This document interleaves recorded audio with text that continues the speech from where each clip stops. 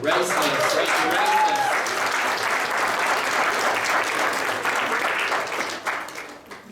Tonight is also the official launch of the year-long Oneonta Literary Festival. Woo-hoo.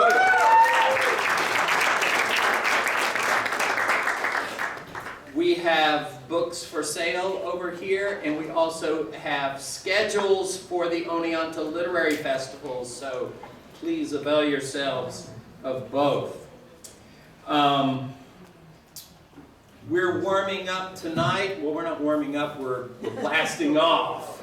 We're blasting off the celebration, but we're also looking forward to just over a week for a 5-day, 5-night massive literary festival featuring renowned authors coming to town to give readings, conduct workshops.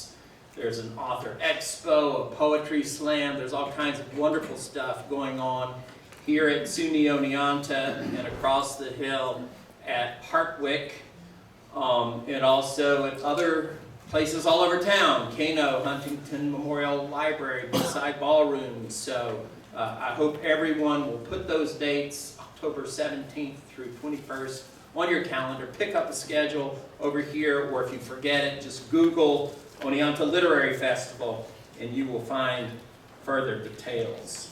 I'd also like to look ahead to November 12th. We'll be back in this room for a reading by 12 regional poets who will be sharing their work and celebrating the launch of Seeing Things 2, an anthology of poetry. So we're very excited about that evening, November 12th. Before introducing tonight's renowned authors, I'd like to invite members of the Oneonta Literary Festival Committee who are present to stand up so we can thank you for the countless hours of planning, networking, publicizing.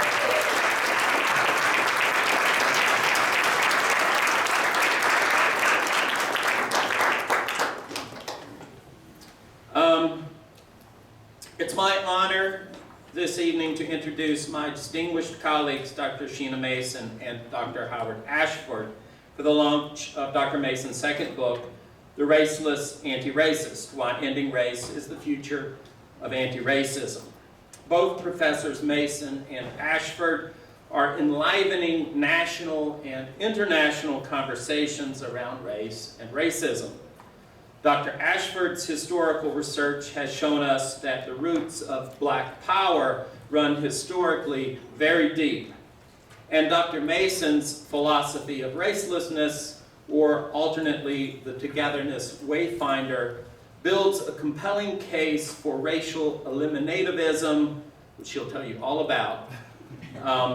Or as she puts it, an understanding of how fighting racism by ignoring or upholding the idea of race and practice of racialization is like trying to stop a flood by dousing it with water. To end racism, particularly anti-Black racism, she notes, we must question, acknowledge, and translate race as an integral part of racism itself. In presenting her case for charting a future without racism, Mason weaves insights from philosophy, sociology, statistics, biology, history, and literary studies. On a personal level, I'd like to add that Sheena has expanded my own thinking considerably. It's at least weekly that I'll be reading a novel or a news item or presenting material to a class when I ask myself, what would Sheena say about this? She is the kind of scholar who is not afraid to challenge accepted scripts and in so doing to open up space for new conversation. Dr. Sheena Michelle Mason is an assistant professor of English at SUNY Oneonta. She holds a PhD with distinction in English from Howard University and specializes in Africana and American literature and philosophy of race. She is published with Oxford University Press, Palgrave Macmillan, Cambridge University Press, and the University of Warsaw, among other presses. She is the founder of an educational firm, Togetherness Wayfinder. In recognition of the strengths of her teaching, scholarship, and service, SUNY Oneonta has awarded her the Outstanding Scholar Award, the Esther Hubbard Whitaker Prize, and the Pillar Award. She also delivered the Alden Scholars Series lecture in November 2022. Currently, Dr. Mason is an Atlantic Fellow for Racial Equity, a fellowship that is offered through Columbia University in New York City and the Nelson Mandela Foundation in South Africa. Previously, she received funding support through grants and fellowships from the Institute for Humane Studies and the Mercatus Research Center at George Mason University. She has delivered talks and workshops on anti-racism for organizations ranging from Uber to the University of Maryland College Park, to nonprofits in Canada, the UK, and Australia. She has been featured on Black News Tonight with Mark Lamont Hill, Real Talk with Ariva Martin, and dozens of radio shows and podcasts. She centers anti-racism and ending the causes and effects of racism wherever she goes. Engaging Dr. Mason in conversation this evening, we are delighted to welcome Dr. Howard Ashford, who is an associate professor of history at SUNY Oneonta. He holds 5 degrees, including a PhD in Afro-American Studies from the W.E.B. Du Bois Department of Afro-American Studies at UMass Amherst. His first monograph, Mississippi Zion, The Struggle for Liberation in Natala County, 1865 to 1915, examines how African American utilization of their power fueled the necessity for the Jim Crow apparatuses that came to define the U.S. South. The book won the Mississippi Historical Society Book of the Year Award and the Anna Julia Cooper and C.L.R. James Award from the National Council for Black Studies. He has published 2 articles and 4 book reviews. He has served as a manuscript reader for several academic presses, including Cambridge University Press. He served as the interim director of the Center for Racial Justice and Inclusive Excellence at SUNY Oneonta and was the historian and archivist for the Harlem River Preservation Project. Won't you all please join me in welcoming Professors Mason and Ashford.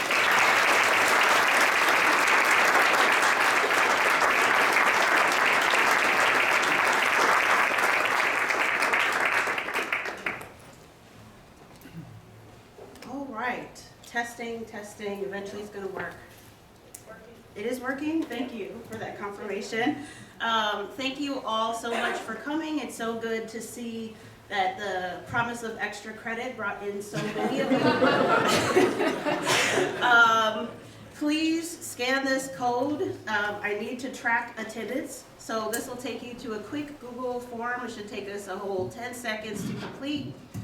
And this is how I make my case for the catering that I have over there for you today, which please help yourself. I don't want to have to be bringing a whole bunch of cupcakes and cookies home.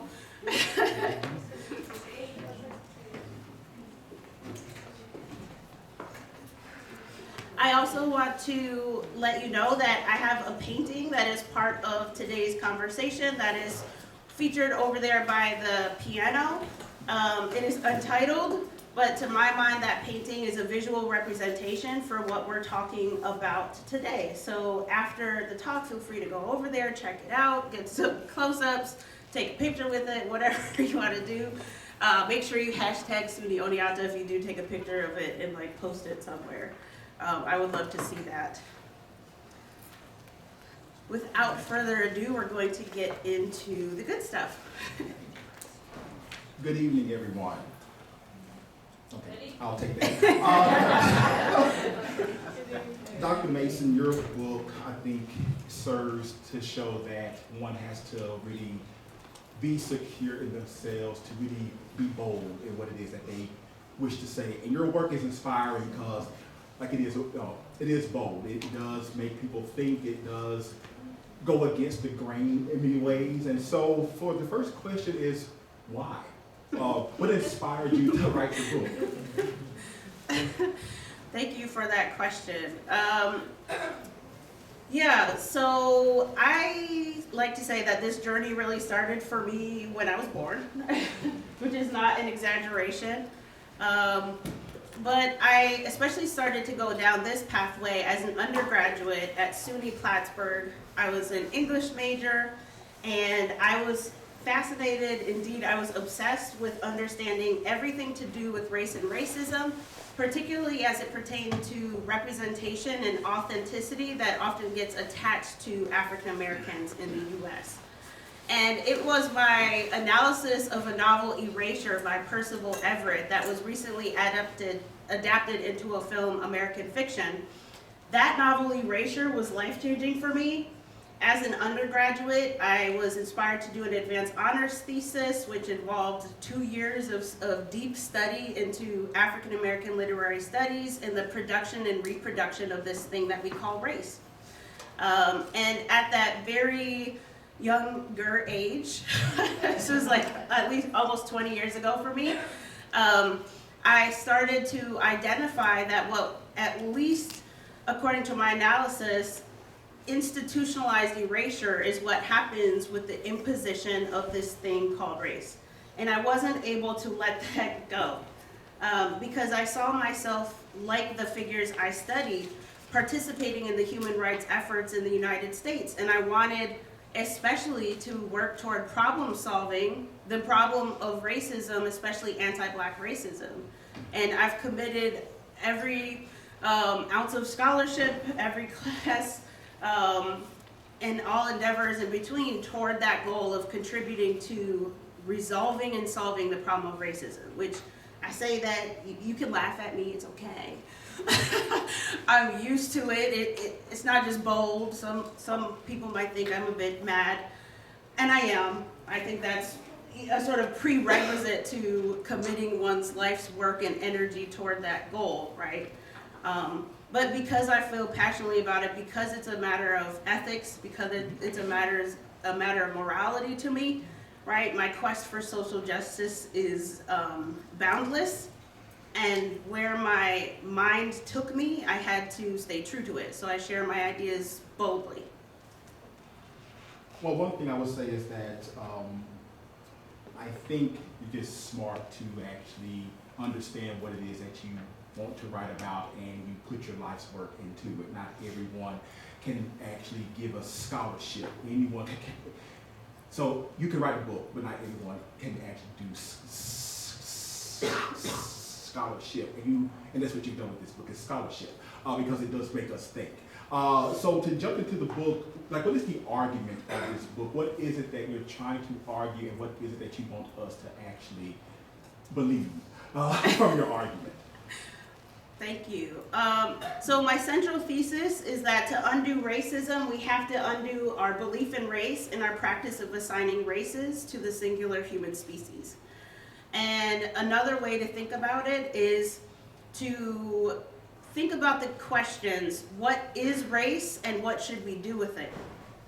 And how we've been taught and how we've learned to think about race and what we should do with it. Is that why we, in many ways, seem to have regressed as it pertains to issues of social justice, inequality, inequity, and racism? Because we don't have to look very far to see the divisiveness that still exists, right? So what I'm inviting everyone to think about and ask themselves truly is, have we gotten it wrong? Right? And if we have, what alternative methods should we be pursuing? And again, to my mind, it's the abolition of the belief in race and the practice of assigning race. Bold, audacious. But in a way, this is what has got me to thinking, as I explain to my students, is that, you can go to school for X amount of years to be a doctor, be a lawyer, and you want to be a doctor and a lawyer, not just a Black doctor, a Black lawyer. Because with that comes, you did not spend all this time, you went to school all these years only to just be known as a certain thing. So how is it that you try to assert yourself as a human being while still saying, no, I am someone of this ethnicity background that I that I choose or choose not to kind of showcase and express. So I think again that your argument does get people to think, and I think actually more people are actually like having those debates. It may not be outwardly and out loud because what may come back at them, but I think that the argument of your book is one that I think more people are actually discussing because they don't want to have those conversations more so out loud, but that gives your book really that space to say it's okay to come into the light of this discussion. So what are you using in terms of trying to shape your argument? What's who are you using? What argument are you using? What works, your frameworks are you using to make your argument? Funny you should ask. So this visual is right after the preface to the book. And this gives you a sort of aid to understanding what the Togetherness Wayfinder is as a framework or a lens, is what I call it. Also, alternatively, I call it a toolkit, right? As a framework, it includes concepts, philosophies, language, information, the racelessness translator, and certain tenets. And as a whole, any of us can engage with this framework or this toolkit to be more astute and clear-eyed about what the problem of racism is and how it manifests in our society, and perhaps as importantly, how we can uproot and disrupt the root causes and effects of that same problem. Now, I'm inspired by so many writers, the likes of whom I include in my first book and this second book, from Elaine Locke, who was a philosopher 100 some odd years ago, to W.E.B. Du Bois, to Toni Morrison, Nella Larson, Frances Harper Leroy, I'm thinking Iola Leroy, right? Harper. Yeah. Bell Hooks, Audre Lorde, Edward Glissant, to go to the Caribbean. Yes, wide-ranging inspiration. I found inspiration in all fields of study, and primarily from all things Africana related. And when I say Africana, to make sure we're on the same page, I mean African from the continent and also African diasporic. So those are the thinkers and the writers and the activists and the human rights folks that I have taken inspiration from. And it is through my study of those folks and figures and those histories that I arrived at this destination. And since we have the screen up, do you mind explaining what is the framework? How does it work? Yeah. You have lines going from here to there. So can you explain to us what is the framework? How does it work? And how can we use it in our own kind of way of looking at either the world or looking at works of history or etc. literature? So all of us have philosophies about the world, philosophies about ourselves, philosophies about other people. Sometimes I say the word philosophy and it's easy to think of it only in terms of professional philosophy, right? Like Aristotle and Plato and Socrates. But as I see it as a philosopher of race, philosophy is everywhere. This Togetherness Wayfinder as a framework is reflective also of a philosophy of what it is to be human, a philosophy of culture, a philosophy of ethnicity, class, liberation, and some of the components of the Wayfinder as a framework or as a toolkit seem almost foolishly straightforward. Like, take the language aspect, for example. Part of my contention is that in using the language of race, and thereby using the language of racism, white supremacy, we actually unintentionally uphold the causes and effects of that same thing. So what would it look like to talk about racism in the language that doesn't essentialize or naturalize the category? So instead of saying a white person did X, right? A person who gets racialized as white did X. A person who gets racialized as Asian or black or mixed or Hispanic, etc. In making that simple linguistic shift, we are problematizing the very category that is at fault and to blame for the dehumanization that happens to some of us and the humanization that happens to others of us. So these kinds of linguistic shifts, or the language in terms of how we talk about the problem of racism, are an integral part of the toolkit. In addition to that, you take the philosophy, the area of philosophy. One philosophy I center that's inspired by mostly West Africa, but also it's in South Africa, is the philosophy of Ubuntu, which is roughly translated into I am because we are, right? It's this powerful recognition that we as individuals, as persons, exist, but we exist in reality to the context in which we live, and that we have a responsibility to each other, right? In a lot of ways, the language of race and the problem of racism in the US actually prevents us and constrains us from recognizing this interconnectedness, from all of us recognizing our interconnectedness. Because the language and the ideology that the language carries requires us to see each other as aliens from each other. And James Baldwin, another figure that I'm influenced by, talks about it in the language of looking at a single neighborhood where there might be racial diversity, but the people who get racialized as white there think that their lives are entirely different and distinct from the people down the street who get racialized as black. And he talks about it as if one group is from Earth and the other is from Mars, right? That there's an alienness that racism requires of us that persists largely through the language, because make no mistake, it's not a matter of rhetoric and semantics. The language reflects and informs our thoughts, which reflects and informs our actions and our policies, what we're okay with and what we're not okay with. So those are some of the critical aspects of this Wayfinder that I want to highlight for you today without reading the entire book to you. But I also want to offer the Racelessness Translator, because this is also a very important part of the framework. So the translator is the analytical ability and willingness to